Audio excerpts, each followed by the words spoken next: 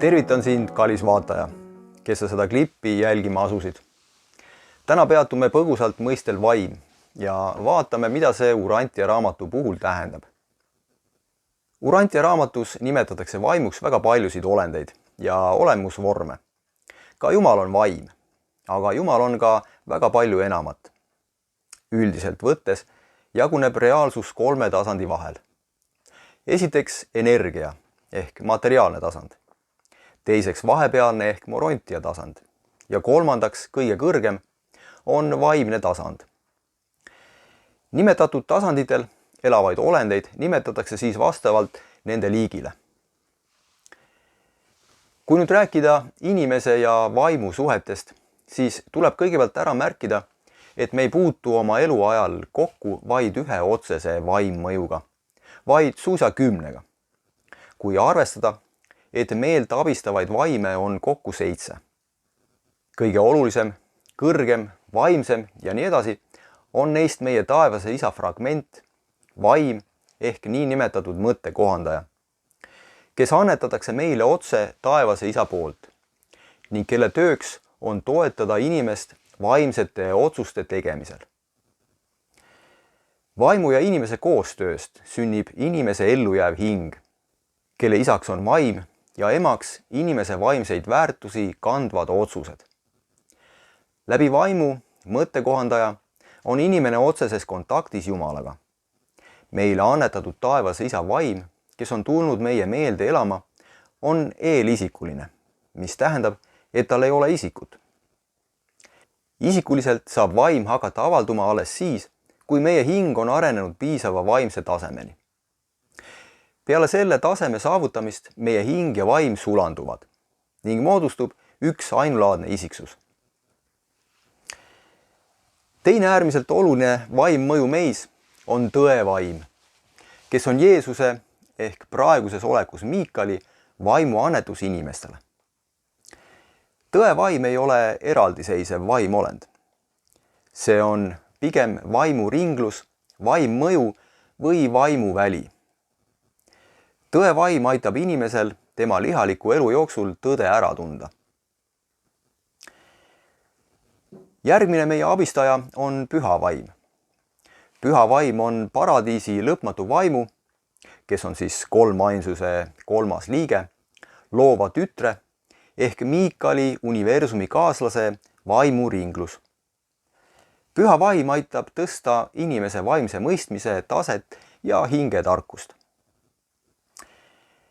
Jäänud on veel 7 meeleabivaimu. 5 esimest meeleabivaimu aitavad funktsioneerida loomsel tasandil. Siia kuulub ka inimese keha. 6. ja 7. meeleabivaim soodustavad vaimse tasandi poole pürgimist ja tarkuse kasvu.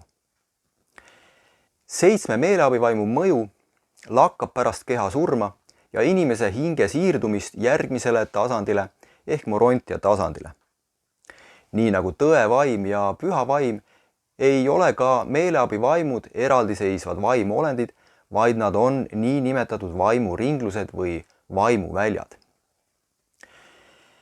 5 esimest meeleabivaimu, intuitsioonivaim, arusaamisvaim, julguse vaim, teadmisvaim, nõuandevaim tegutsevad loomsel ehk meie keha funktsioneerimist puudutaval tasandil, läbi eriliste tundmuste ja tungide. Need samad 5 vaimu hoiavad tegevuses ka kõiki maailma loomi. Nende puhul nimetame me neid mõjusid instinktideks. Inimese puhul võiks meeleabivaimude mõjudest tuua välja näiteks ema armastuse, kiire reageerimisvõime või suhtlusvajaduse teiste inimestega. 2 viimast meeleabivaimu on palveldamisvaim ja tarkuse vaim. Need on selles mõttes olulise tähtsusega, et kui need meis tegutsema on hakanud, võime öelda, et oleme tõusnud loomsest maailmast inimeste maailma. Nimelt loomadel need 2 vaimu ei avaldu. Kõik ülalmainitud vaimud ei tegutse meis kohe peale sündimist. Koheselt on kohal vaid 5 esimest meeleabivaimu, kes otsivad meis tegutsemisvõimalust.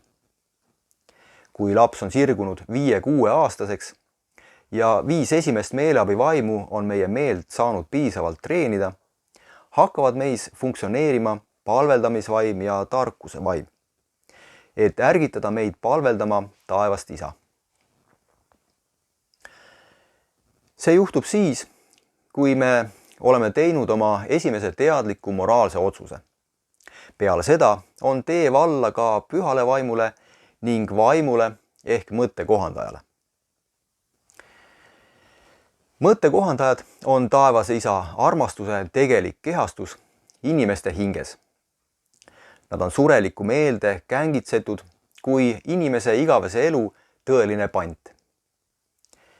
Kuulates teda ja õppides päev-päevalt üha enam eristama taevase Isa tahet ning järk-järgult jumalikku viisi Isa tahte järgi elamist, tõustes järjest läbi universumite, võime olla kindlad, et jõuame tegelikult oma paradiisi Isa jumalikku ligidusse. Taevane Isa on öelnud, teie olge täiuslikud, nii nagu mina olen täiuslik.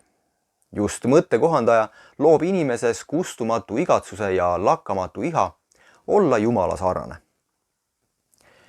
Mõttekohandaja on elav kohalolek, mis seostab meid tegelikult oma paradiisi Isaga ja tõmbab meid Isale üha lähemale. Vaim jääb meiega kõigis õnnetustes ja igas haiguses, mis intellektuaalset võimekust täielikult ei hävita. Ent on inetu teadlikult rüvetada või muul viisil tahtlikult saastada oma keha, mis peab olema maine kest sellele imelisele Jumala kingile. Kõik füüsilised mürgid raskendavad tunduvalt vaimu pingutusi ainelise meele ülendamiseks ning ka sellised meelemürgid nagu hirm, viha, kadedus, armukadedus, kahtlustamine ja sallimatus takistavad tohutult areneva hinge vaimset progressi. Nende jutul, kes räägivad inimelu saatusest, on mõnes mõttes tõepõhi all.